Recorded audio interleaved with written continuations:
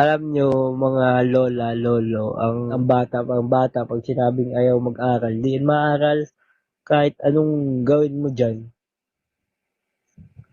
Bawal mo naman saktan, bawal naman manakit. Kaya kahit anong gawin ni Carla, di naman yung hinahawakan ni Kalingap Rob tungkol sa school ni Carla. Ganyan talaga. Nagtigil eh. Kaya talagang magagalit yung mga Thunders. Kasi mga supporter ni Carla, mga ano ba gayon? Mga senior na. Po sa ating lahat, Kuya Earls. So yun mga idol, no, tama naman ang sinasabi ni Idol David na kung talaga ang bata ay di natin mapipigilan yan, no? So sa ating topic ngayon, sinupalpal ni Idol David ang nanay ni Carla sa kanyang real talk, mga idol, no? At hindi naman masama mga idol yung opinion ni Idol David.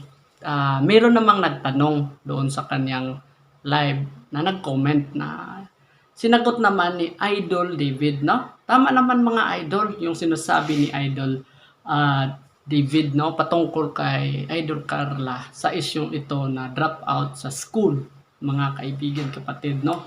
At yun mga idol, ating bagong lahat, atin munang batiin ang ating ama ng Kalinga, Kuya Val, Idol Rab, Ate Edna, Ma'am Jack, lahat ng ating kasamahan, kaibigan, kapatid, no? Ating Kalingap Reactor Partners, Kalingap Charity Vloggers nationwide, mga magigiting na OFW, ating mga silent viewers, silent subscribers, syempre di rin po natin yan malilimutan mga kaibigan, kapatid, no? Sa Luzon, Visayas at Mindanao. Welcome sa ating panibagong live reaction dito kay Kuya Ers. Mga idol, simulan na po natin mga idol ating muling pakinggan si Idol David Vlog sa kanyang opinion patungkol kay Idol Carla at ang kanyang nanay, no? Bakit ito sinupalpal sa kanyang real talk, no? Patungkol din ito sa mga sponsors, patungkol din ito sa mga supporters ni Idol Carla. So please watch this.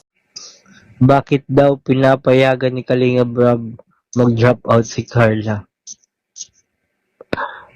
Bakit? Alam nyo mga lola, lolo, ang parenting ngayon ay hindi na tulad nung parenting ninyo. Hindi na susunod ang bata pag sinabing ayaw mag-aral. Di yan maaral kahit anong gawin mo diyan. Bawal mo naman saktan, bawal naman manakit. Kaya kahit anong gawin ni Carla, di naman yung hinahawakan ni Kalingap Rob tungkol sa school ni Carla. Ganyan talaga. Nagtigil eh. Kaya talagang magagalit yung mga Thunders. Kasi mga supporter ni Carla, mga ano ba gayon? Mga senior na. So, syempre, mga senior na. Syempre, magagalit sila. Sabi nga ni Sir Jun, hindi basehan ang diploma para mag-success sa buhay. Totoo naman. Hindi naman talaga yun.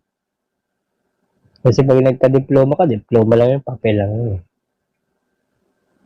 Ang mahalaga dun, ano yung natutunan mo sa pagkuha mo ng diplomang yun na pwede mong i-apply sa real life.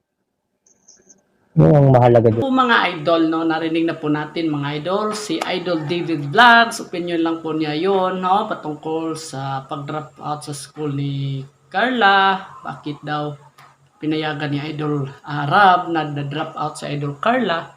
So, hindi naman po natin mapipigilan yun mga idol, no?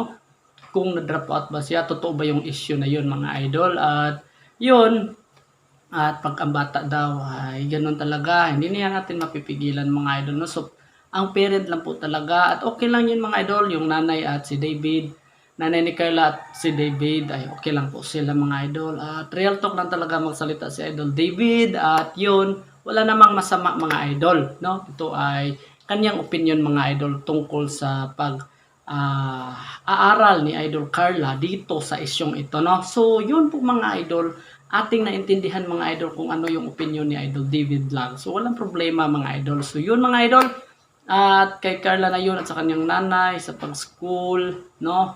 At tuloy ba ang kanyang pag-aaral? So, yung mga bashing na yan, bashers na yan, ay wala yon. So, yun lang po mga idol. Tuloy lang po sa pag-aaral, Idol Carla, no? Sa Idol David Vlog, yung kanyang opinion, walang masama naman. So, yun mga idol. So, ingat kayo lagi mga idol. Hanggang dito lang po ang ating kalingap, Kuya Ers, latest update yung araw mga idol. So, ingat kayo lagi mga idol. To God be all the glory. Bye-bye and God bless.